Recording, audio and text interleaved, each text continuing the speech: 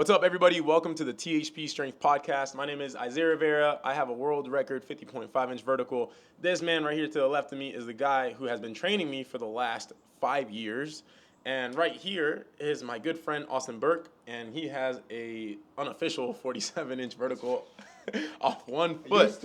Used to. Yeah, and he also jumps pretty high off 2 feet. And John also happens to jump pretty high as well, 40-plus inch vertical. And today we are going to be showing you guys how to train a muscle called the tibialis anterior, which is right here in front of your shins. This is a common muscle that is trained very poorly with an exercise that looks a little bit like this. But today we're going to show you actually how to train it. Yeah. Let me pass this topic off to John. What about Sweet. sponsors? Oh, you're right. What are you talking about? We You have sponsors? yeah, we do actually. What? You don't remember? I gave you the facts. I do not remember this. I forgot. I have short-term memory loss. Oh, I think you should introduce it because they like you more. Whoa, I just remembered everything. Oh wow. That's crazy. Shout out to our sponsors over at THPstrength.com. They are the best vertical jump coaches on the planet. If you want to jump higher for any sport or just to feel the feeling of floating in the air as you yam on somebody and drag your nuts across their face, go to THPstrength.com and sign up. You won't regret it. You will get a vertical jump training course, 4 calls a week, private group chat with us, the coaches. So THPstrength.com. Hey Isaiah, Yes, Austin? you know what we should do? What? We should give them a discount. No way! Hear me out. Do you live in your mother's basement and when she opens the door and the light hits you, you hiss and sizzle because you haven't left and you've been playing World of Warcraft for the past 3 years? If you're weary, now's your time to sign up at THPstrength.com for an additional 10% off your first month. Use the code THP. You will not regret it, and you will get a date soon, I promise. And you'll still be playing Warcraft, but you'll get out for an hour a day and get some sun while you dunk. Yeah, absolutely. They fit really well together, gaming and dunking. They do. So, All right. Teach me. Oh, well, you don't need a mic. All right. So we're going to get into it. We are going to talk a little bit how to train it, but before we do that, we need to talk about how it works, what its relevance is, because there's a lot of misunderstandings about why it is worth training or isn't worth training. And we'll talk about how to train it a little later in the podcast. But first, I just want to show you guys what it actually does because there's a massive misunderstanding about its purpose. I think a lot of people think that it's going to just magically make your knee pain go away or that it's going to help you jump higher or be a better athlete or it's going to help your shin splints. So we're going to go over all of that stuff. But before we do that, we need to understand what it does. And we purchased this handy dandy whiteboard to help you understand how it functions. So this is your lower leg. We have 2 different frames here. We have at touchdown and then we have mid support, right? We could do toe off, but I feel like this will be a good... Can I demonstrate what that is? Yeah, sure. Real quick. Yeah, go ahead. It So- might not be in the frame, but you do it on the chair. Oh, yeah. Yeah. Sick. All right. So off 1 or 2, touchdown is when your plant leg hits the ground. That's touchdown. Mid support is when I'm right here and I'm at my deepest point in the jump. And then toe off is when my foot first comes off the ground right there. Right, Boop. so go to touchdown. Touchdown. All right, so this is touchdown. This is tibia anterior. This is his calf. I have drawn that here, right? So this is his heel. This is the forefoot. Here's his calf. Here's his tibialis anterior. This is the shin right here. And this is his kneecap and femur. So we are going to draw a free body diagram, which is a way to show you guys in a static condition at least what that muscle is going to be doing, right? So to do that, we need to figure out the axis of rotation, which in this case is going to be his ankle. So I will take the green and I will draw his ankle here, or the joint, the axis of rotation, labeled in green. All right, so now we need to figure out what force is happening at touchdown. So when his heel hits the ground, we know that every action has an equal and opposite reaction. So he's running, he strikes the ground on his heel like you do in a 1 foot or 2 foot jump. So I will draw that arrow like this, right? Because that's where he contacts. These are the forces, right? This is his heel coming to the ground. This is the ground reacting back at his on his heel. I'll draw the ground a little bit. I'm gonna pull out my Quizlet real quick. If you don't know what a force is, it's the instantaneous measure of the interaction between 2 objects, and it can be a push or a pull. So in here, it's the measure between your foot and the ground. So you're applying force into the ground, and the ground is applying force to you. Cool. So because you have struck the ground, struck in the ground. Basically, if your muscle doesn't do anything, your foot will flop against the ground. You'll become a puddle, everything else. But fortunately, we have a muscle on the opposite side of this seesaw, if you can visualize that, right? That stops your foot from plopping down, right? So if Isaiah comes back up here, he strikes the ground. This is the axis of rotation. This muscle on this side. I'll use this leg. Yeah. This muscle on this side is functioning to stop his foot from coming down. So that is the function of this muscle. It is called an agonist. It is a prime mover in that action, right? Is the tibialis anterior. So that muscle originates somewhere on the tibia and inserts on the medial cuneiform of one of your foot bones, basically, right? So it is responsible for stopping your foot from coming down. And that is antagonistically, right? It shortens. It is pulling basically like this to stop your foot from coming down, right? So that is what that muscle actually does. Now, that is not a prime mover, meaning when Isaiah's foot hits the ground or my foot hits, or anyone's foot hits the ground on the heel, it is stopping your foot from decelerating down into the ground very, very aggressively. It is lengthening during that contraction, and this is where mid support happens. So after your foot strikes the ground and comes down, right, we are at this frame, which is, you can go ahead and demonstrate on the bench here. So Strikes the ground. This is mid support, right? So this is amortization. This is where we're about to start applying a lot of force. So at this point, the tibialis anterior has done its work. It is basically completely done functioning during a jump. So that is its main purpose. At this point, we have force that is coming, I'll draw it in green.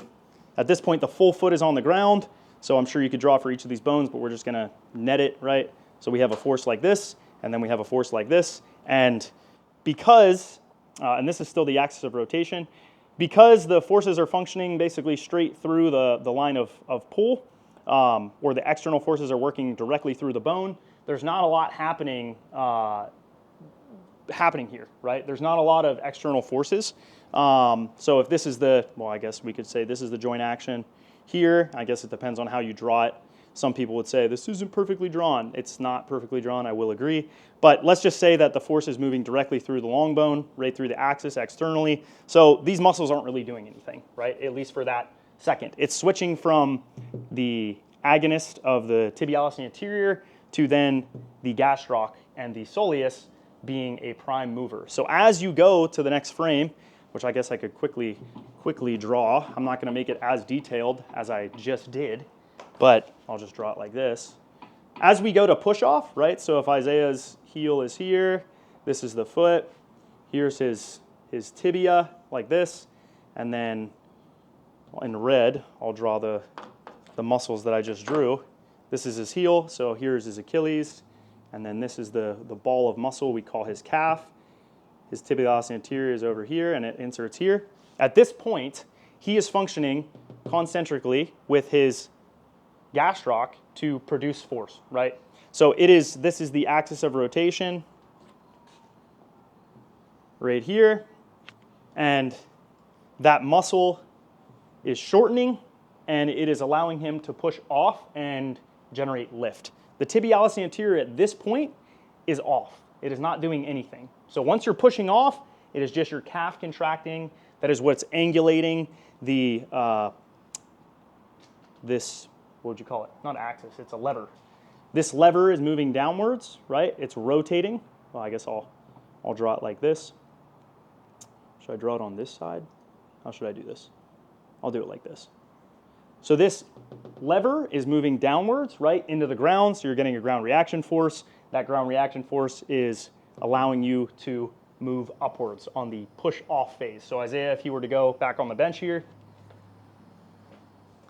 and now he goes into toe off, so he's pushing up, right? That is his calf working. That's causing his foot to move down into the ground, right, like I drew here, and now he is going to propel upwards into the air.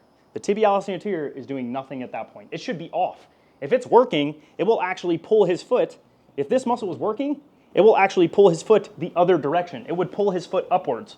which is not what we want to do. We want plantar flexion, right? We want extension, triple extension to generate a lot of force to jump very, very high. So that said, this muscle basically is responsible for not allowing your foot to slap the ground.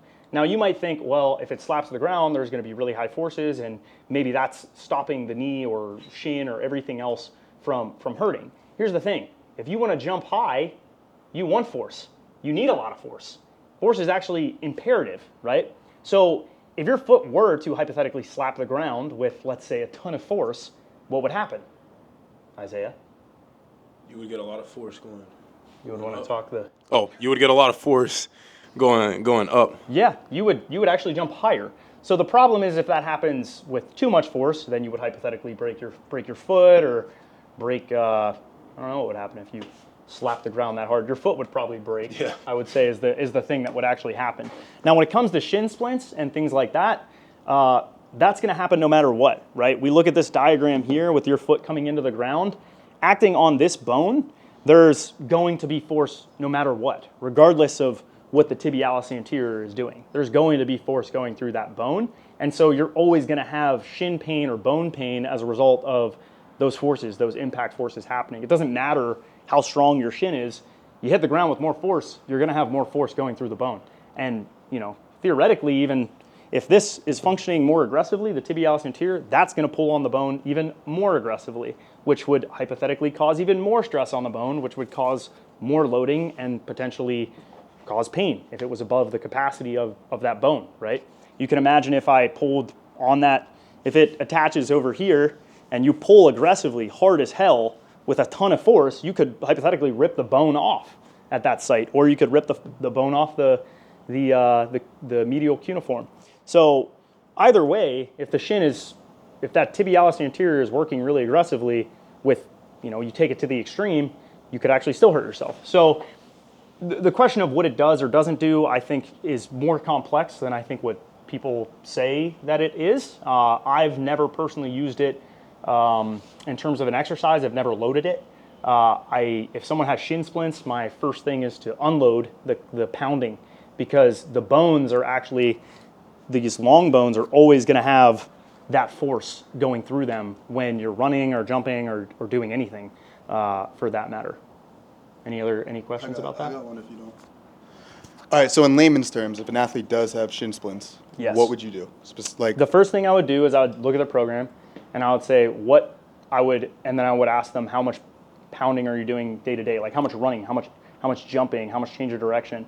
And if they're doing a lot of that stuff, I'm going to pull that out. The next thing I'm going to do is I'm going to control the impact in their training. So I'm going to only put it on certain days, typically every third day. So once every third day or fourth day, I'll load in shock loading, where you have really high forces happening really quickly. That tends to be good. When you're walking around, you still have forces that exceed, like, I think it's 1.5 times body weight. When you're jogging, it's like 3. When you're sprinting, it's up to 5. When you're jumping, it could be like 10, right? So you're going to have those forces happening, but it's like, how much can that bone handle? If that bone can't handle those forces, that's when you're going to have issues. You're going to have tiny little micro fractures in the bone, mm-hmm, or in what's called the periosteum, which is where all the nerve tissue is around the bone, and that's usually when you'll have pain. And I was gonna say, and would it be the same protocol for posterior shin splints? If it's the bone, yeah. Okay. Yeah, the bone is, at the end of the day, it's the type of loading that you're going to have. Even posterior shin splints will be the same. Oftentimes, shin splints are misdiagnosed. People don't actually really know what causes the shin splints unless you were to, that's a general term that just means lower leg, anterior pain, or posterior pain. It doesn't tell you, it could be Achilles tendinopathy for all we know. So you kind of have to look at it and go case by case. But yeah, it's kind of misunderstood. I also want to talk a little bit about my anecdotal experiences with this muscle. Anytime I've taken a long break from jumping, or if I switch plants, that's actually one of the muscles that gets the most sore. Not pain, I'm not talking shin splint pain. Yeah, like Ethan Owens just had that exact thing happen. Literally just my anterior tibs get sore as hell. And that makes sense. Yeah. When you jump. Because it functions to break. It's a braking force. Mm-hmm. So the better of an athlete you are, and I guess the less you've been jumping, the more sore it's gonna get. But I've never done tib raises in my life. I've literally just trained it by continuing to jump, and over time it gets less sore, and I have more like motor function of that leg. I also just realized why the hell I don't sprain my left ankle as much. Because you have more motor control in that leg. Because that's the leg that's planting. done. I So bet you if I guess did more maybe right-left that's jumping. something else is like, okay, well, what about ankle sprains? I think for ankle sprains, it could be good because in that case, it's not even just the tibialis anterior. There's a couple other muscles at the front of your shin that will help with motor control, right? And so for shin splints, it's not, or ankle sprains, it's not just the tibialis anterior. You also have lateral muscles, like you have the peroneus on the outside, which is the kind of muscle that sticks out. It would kind of be over here. There's a brevis and a longus. And then you have your soleus, your gastroc. You also do have your tibia anterior. And then you have muscles that help your foot go into supination and pronation, which is basically where your foot is rotated like this. This is going to be, what would that be? That would be supination. I always and then confuse these. I got this. This is supination. So if you walk on the outside of your feet, and then pronations if you like walk on the inside of your feet or your arch. So there's a lot of muscles that are involved in those two. That off the top of my head, the lower leg is sometimes not confusing, but I would have to look and see specifically which ones. There's a lot of muscles in the foot that control that, as well as the lower leg that control that as well. But yeah, there's a lot going on. It's not really as simple as just this is what the tibialis anterior does. Now, in terms of training it, right? It's like, should I be doing tib raises? I would say this: it is like a 3% variable, right? Squatting heavy, jumping a lot, sprinting a lot. That stuff is going to should be the majority of what your training looks like, right? This is like icing on the cake. If you're jumping and you do regular jump sessions, you don't really need to work on it. Even then, it's usually not the driver of mediating ankle sprains and stuff like that. Usually you're talking about laterally speaking, unless, the top of your, I don't even know how that would, the only time that would sprain your ankle is if you plant it on your heel. I don't even know if it really does play a role in that. Maybe as a co-contractor. I'm not really sure if it even really plays a role in that. It's mostly related to the medial and lateral rotation of your foot, right? So if you plant on the side of your foot and it rolls inward, that's going to be, that would play a role potentially. Yeah, tibialis anterior would also laterally rotate the foot. But, most people just do pulling the toe back to yourself. I like the banded ankle work. So I have bands, which I can show you. If you are not, if you're listening on a podcast or streaming platform, I probably would consider watching this video. But we just bought these bands, handy dandy bands. So Isaiah, you can go ahead back to your spot here. And so if I were to pull the band like this and he were to pull his ankle, you can pull it up towards yourself, right? That's fine, but we also have to work on this action as well. So now you can go the other way, right? And go do reps of that. That is actually going to be probably better for helping the ankle joint manage. Felt really nice on my ankle. Did you like that? Yeah. And then we go the other way. So you face, if I were to go, I'm trying to think, I just did this one, so I need to go. Yeah, Austin got it. So if you pull really hard, now Isaiah can do reps of this. Here, so you can actually rotate your foot even more. Rotate. Show your sole to me. Oh, wow. Austin always gets whipped. Oh. This ankle's actually really messed up right now.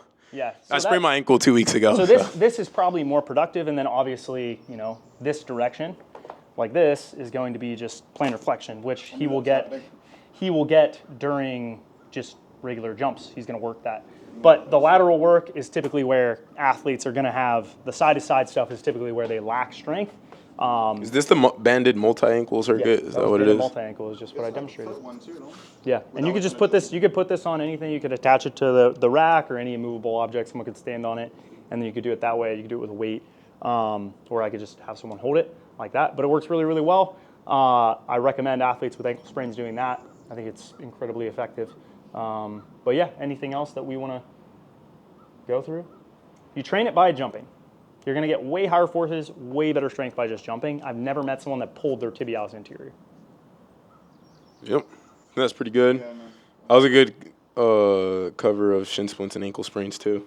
Sweet. So, All right. Well, thanks for watching, guys. Make sure you like, comment, and subscribe. If you have questions about this, feel free to ask. I hope the whiteboard was helpful.